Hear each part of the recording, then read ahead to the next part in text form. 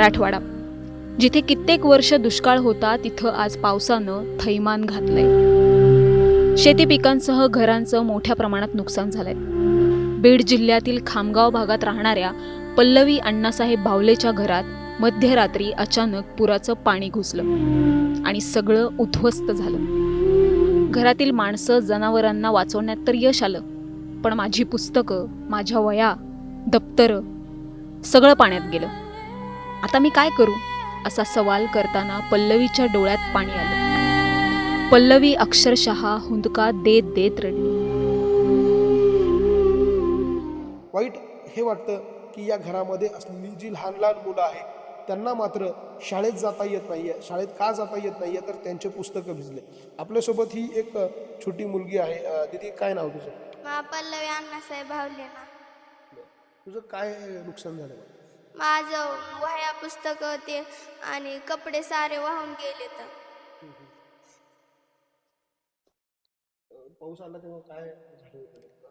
पाऊस आला तेव्हा इथं मी होते। मी सकाळी उठले तेव्हा बघितलं सारं पाणीच होतं आणि पाणी बघितलं मी खूप घाबरले आणि पालगाव बसले आणि आमचे इथं जनावर ते होते ते आम्ही दुसऱ्याच्या इथं बांधले, ते पाण्यातच होते। तुझं काय नुकसान झालं? माझ्या वह्या साऱ्या वाहून गेल्या, तर पुस्तक ते भिजले तर आणि माझे कपडे सकट वाहून गेले। काय काय होईल? आमचं धान्य भांडे ते सारं वाहून गेले। तुला काय मदत पाहिजे? मला एवढीच मदत पाहिजे। मला वह्या पुस्तक ते सारं घेण्यासाठी पैसे पाहिजे आणि घरातलं सामान ते सारं घेण्यासाठी पैसे पाहिजे। मदत नाही आली? मदत नाही आली काय, कोणाची? कुणाचीच नाही। मग कसं करते? आता आम्ही इथं असंच राहतो।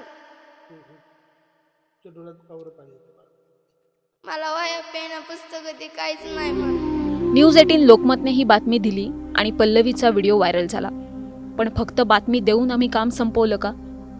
न्यूज 18 लोकमतने फक्त बातमीच नाही तर सामाजिक बांधिलकीही जपली। या खामगावमध्ये ही पल्लवी भावले नावाची एक छोटी मुलगी आहे। या पल्लवी भावलेच्या घरामध्ये ज्यावेळेला आम्ही आलो त्यावेळेला तिचं ज्यावेळेला आम्ही वृत्तांकन केलं त्यावेळेला तिने जे सांगितलं होतं ते अतिशय दुःखद होतं। तिच्या डोळ्यामध्ये अश्रू होते, ती रडत होती आणि ती सांगत होती की माझं घर पाण्याखाली गेलेलं होतं आणि त्यामुळे माझं दप्तर वाहून गेलं, पुस्तकं वाहून गेले आणि त्यामुळे मला शाळेत जाता येत नाही। माझ्या सगळ्या मैत्रिणी ज्या आहे त्या शाळेत जात आहे, पण मला शाळेत जाता येत नाही। तर काय, तर माझं पुस्तकं वाहून गेले, माझ्या अंगावरचे जे कपडे शाळेत घालून जाण्याचे ते राहिलेले नाहीये, बुटं वाहून गेलेले आहे, पुस्तकं राहिलेले नाही, त्यामुळे मी शाळेत कशी जाऊ? अशा पद्धतीचा सवाल तिने उपस्थित केला आणि तिने अपेक्षाही व्यक्त केली की माझ्या मदतीसाठी सरकारनं यावं। आणि त्यानंतर न्यूज 18 लोकमतच्या माध्यमातून आम्ही आव्हान केलं होतं की या मुलीला सगळ्यांनी मदतीसाठी पुढे आलं पाहिजे। मात्र केवळ आव्हान करूनच आम्ही थांबलो नाहीये, तर न्यूज 18 लोकमतची ही आमची टीम, अर्थात माझा सहकारी हेमंत असेल, त्याचबरोबर माझा वाहन चालक जो आहे सचिन, हा देखील आमच्याबरोबर होता आणि आमच्या तिघांच्याही भावना अशाच झाल्या की ह्या लहानग्या मुलीच्या मदतीला आपणही धावलं पाहिजे। केवळ बातम्याच नाही तर आपल्यातही जी सामाजिक बांधिलकी आहे, सामाजिक जाणीव आहे, तिच्या डोळ्यातले अश्रू ज्यावेळेला बघितले त्यावेळेला आमच्या तिघांच्या डोळ्यात खरं तर त्यावेळेला अश्रू होते, परंतु बातमी करत असताना ते बऱ्याचदा आपण लपवत असतो किंवा ते समोर येऊ देत नाही, ते झाकण्याचा प्रयत्न करतो। मात्र वेदना इतक्या होत्या की तिचं चित्र बघवत नव्हतं। ती बिचारी तिच्या हातात असलेले जे पुस्तक आहे ते उघडून बघत होती, चिखल लागलेलं होतं ते बघत होती आणि म्हणून आम्ही निर्णय घेतला की तिला मदत करायची, म्हणून एक छोटीशी मदत आम्ही करतोय। मात्र हे सगळं करत असताना किंवा हा व्हिडिओ बनवत असताना हे आम्ही प्रसिद्धीसाठी करतोय असं अजिबात नाहीये। ज्या पद्धतीनं तिला मदत करण्यासाठी आम्ही सरकारी मदतीची वाट बघितली नाही, आम्ही आमच्या परीने तिला मदत केली, तशी आपणही या भागामध्ये हिच्यासारखे, पल्लवीसारखे अनेक लहान छोटे मोठे मुलं आहे ज्यांच्या मदतीसाठी तुम्ही देखील येऊ शकता आणि त्यांना मदत करू शकता। सरकार जेव्हा मदत करायची तेव्हा करेल, मात्र आपण सगळ्यांनी मदतीसाठी पुढे यायला हवं। केवळ बोलून सोशल मीडियावर व्यक्त होऊन चालणार नाही, तर या लोकांच्या मदतीसाठी आपण सगळ्यांनी आलं पाहिजे। म्हणून एक छोटा प्रयत्न आम्ही केला आणि त्यानंतर आम्ही हिच्या शाळेत गेलो आणि शाळेतल्या शिक्षकांशी बोललो। ती 6वीत शिकते, तिचा वर्ग होता, सेमी इंग्लिशला ती शिक्षण घेते आणि मग आम्ही तिच्या शिक्षकाकडनं त्याची यादी घेतली, तिला काय काय हवं। मग त्यानंतर आम्ही बीडमध्ये गेलो आणि बीडमधून तिच्यासाठी जे काही घेऊन आलोय ते आपल्या समोर आहे। मी आपण हे बघतोय, हा ड्रेस तिचा जो पुराच्या पाण्यात वाहून गेला, हा तिला एक शाळेचा ड्रेस आमच्याकडनं आपण देतो। दीदी, हा तुझ्यासाठी एक ड्रेस आणलेला आहे। त्यानंतर आपण बघतोय तिचे कपडे जे आहे शाळेचे, हा पांढऱ्या रंगाचा शर्ट आहे, चॉकलेटी रंगाचे तिचे कपडे आहेत. ती या घरापासून जवळ असलेली जे गाव आहे, शहर आहे, तिथे शाळेत जाते. मात्र तिला कपडे नसल्यामुळे ती 2 दिवसांपासून शाळेत जात नव्हती. तिच्याकडे पुस्तकं नव्हते म्हणून आम्ही हे पुस्तकं जे आहे ते देखील अपेक्षित जे पुस्तकं आहे 6वीचं लागणारे, ते आम्ही तिच्यासाठी त्या बीडमधल्या एका शाळे दुकानातून घेऊन आलोय. आता "दीदी हे तुला पुस्तकं घे." तिची बॅग जी आहे ती देखील या पुराच्या पाण्यामध्ये खराब झालेली होती आणि त्यासाठी म्हणून तिला ही बॅग जी आहे ती देखील आपण आपल्याकडनं देतोय. त्याचबरोबर तिचे शूज हे सुद्धा पुराच्या पाण्यामध्ये खराब झालेले होते आणि हे शूज जे आहे ते देखील आम्ही तिला देणार आहोत. ह्या शूज बाबत सांगत असताना मला एक आनंद असा झाला, की ज्यावेळेला हे शूज घेण्यासाठी आम्ही बीडमध्ये गेलो, त्यावेळेला त्या बीडमधल्या दुकानदारांनी ह्या मुलीची बातमी बघितली होती. तिच्या डोळ्यातले अश्रू त्यांनीही बघितले होते आणि तेव्हा तो मला म्हणाला, की "तुम्ही त्या मुलीसाठी हे घेऊन जाताय का? ती जी तुमच्या न्यूज 18 लोकमतवर रडली तिचा." हो म्हणालो, "तिच्यासाठीच आम्ही घेण्यासाठी आलो." त्यावेळेला तो मराठे नावाचा एक दुकानदार होता. त्याच्या दुकानाचं नाव जे आहे ते मला आता आठवत नाही. परंतु त्याच्या दुकानात ज्यावेळेला गेलो, त्या व्यक्तीने ह्या बुटाचा ₹1 आमच्याकडनं घेतला नाही. तो म्हणाला, "माझ्याकडनं हे त्या मुलीला द्या." अशा पद्धतीनं लोकसुद्धा ज्यावेळेला आपण चांगलं काम करतो त्यावेळेस लोकसुद्धा आपल्या मदतीला येतात. हे त्याचं उदाहरण आहे. बीडमधलं ते दुकान होतं आणि मराठे नावाचा तो मालक होता. त्याचं आडनाव मला आठवतं. त्यांनी हे शूज दिले. "दीदी हे शूज तुझ्या शाळेसाठी." त्याच्याचबरोबर त्यांनी हे सॉक्स जे आहे ते देखील तिला दिलेले आहे. त्यानंतर आम्ही त्या ठिकाणी असलेल्या आणखी ही शाळेसाठी तिला पाण्याची बॉटल असेल, हे कलर्स जे लागतात ते आपण तिला देतोय. वेगवेगळ्या कंपॉस ज्या आहेत त्या देखील दिलेल्या आहे. या वह्या देखील आपण तिला देतोय. "दीदी या वह्या आमच्याकडनं तुला एक तू शाळेत जा. तुझी शाळा तू बंद करू नको." अशी संकटं येतात, ही अशी संकटं जातात. मात्र अशा वेळेला अशा सगळ्या संकटामध्ये आपण घाबरायचं नाही. हे पेन चा हा पूर्ण बॉक्स, हे पेन्सिलचा पूर्ण बॉक्स आणि इतर जे साहित्य आहे तुझ्या शाळेसाठी लागणारं, हे सगळं साहित्य बाळा आज आम्ही तुम्हाला देतोय. मात्र तू तुझं शाळेत जाणं थांबवू नको. शिक्षण घेणं हीच काळाची गरज आहे. तुझे आई-वडील ज्या कष्ट करताय, ऊसतोडणी करून तुझं कुटुंब चालवताय, तुला शिकवताय. भविष्यात तू ज्यावेळेला मोठी होशील त्यावेळेला या कुटुंबाला तुझा आधार असणार आहे. त्यामुळे तुझं शिक्षण यातून या सगळ्या संकटामुळे तू बंद करू नको. अशाच पद्धतीचं आव्हान आम्ही तुला करेल. हे सगळं तुला आता मिळालंय. तू शाळेत जाणार आहे का?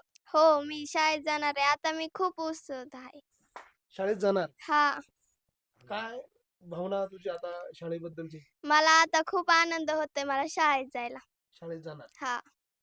तुला जे अपेक्षित होतं ते मिळालंय का सगळं? हो, मला सारं मिळालंय. काय मिळालं तुला? काय पाहिजे होतं? काय गेलं होतं तुझं?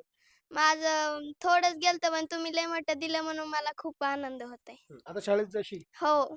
बरं, पहिला नंबर काढशील का? हां. न्यूज 18 लोकमतचे प्रतिनिधी लक्ष्मण घाटोळ यांनी हुंदका देऊन रडणाऱ्या ऊसतोड कामगाराच्या मुलीला, पल्लवीला शाळेचे कपडे, शूज, वह्या, पुस्तकं, स्कूल बॅग, शालेय साहित्यांची मदत केली. रडणाऱ्या पल्लवीच्या चेहऱ्यावर हसू दिसलं.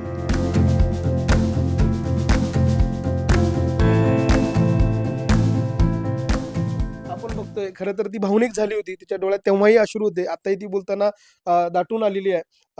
माझा सहकारी माझ्याबरोबर आहे हेमंत. मी सचिनला सांगेल तो कॅमेरा तू कर.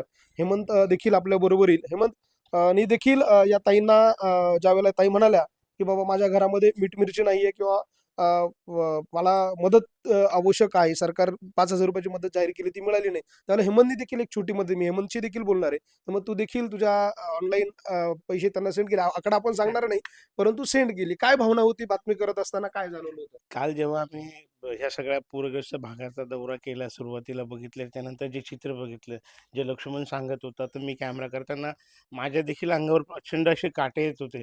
खालीहून जरी खरे काटे लागत होते, टोचत होते, तुलाही टोचत होते, मलाही टोचत होते, गाळामध्ये रुतलेलं होतं.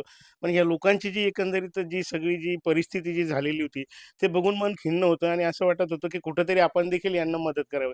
जेव्हा आपण ह्या कुटुंबाकडे आलो, तर तेव्हा यांचा सगळाच संसार जो आहे, तो उजाडलेला बघितला होता.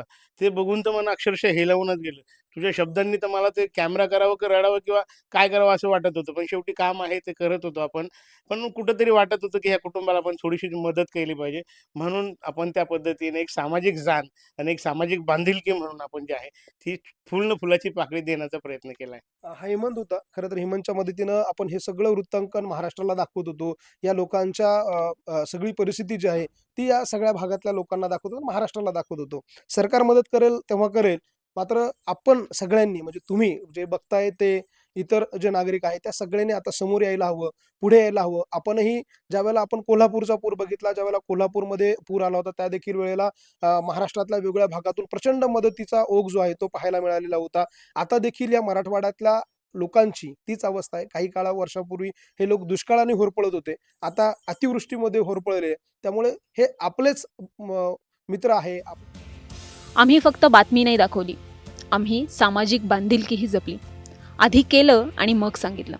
मराठवाड्यातील पूरग्रस्त शेतकऱ्यांना आजही तुमच्या मदतीची गरज आहे.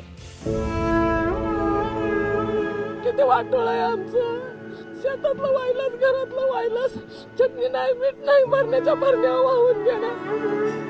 अंगावरची कपडे दुसऱ्याची घालून आलोय सकाळी. आम्हाला समजत नव्हतं काय करावं हे. आम्हाला वाटायचं की आम्ही मरून जाईल.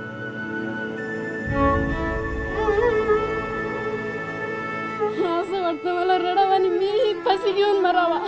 दाटून नाही म्हणत आहो, ही माझी खरी सत्य परिस्थिती आहे.